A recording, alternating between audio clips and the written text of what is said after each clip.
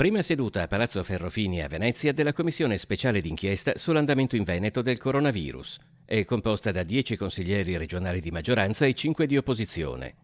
La commissione speciale sarà presieduta dalla consigliera del Partito Democratico e vicepresidente del Consiglio regionale Francesca Zottis, votata a larga maggioranza, e avrà tra i propri compiti l'accertamento delle cause e le eventuali responsabilità che hanno influito sull'andamento della pandemia, in particolare nella seconda ondata. Da una parte chiarezza piena, senza indugi, e dall'altra la costruzione comunque anche di una visione e di prospettive future attraverso quelle che saranno le audizioni, quelle che saranno anche le consultazioni che sono già previste nel provvedimento che era stato votato dall'Aula e che condivideremo eventualmente ulteriori audizioni e consultazioni con i membri della Commissione stessa.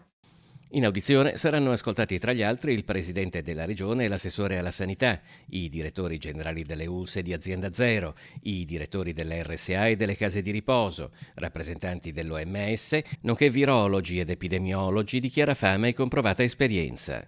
Saranno sedute in streaming per chi vorrà seguirci e poi tutti i verbali verranno mandati in procura come da indicazione del Presidente Zaia. Avremo modo così tutti insieme di rivedere questo periodo difficile per la nostra regione alla luce di tutti i dati che potremo e che riusciremo ad avere in mano.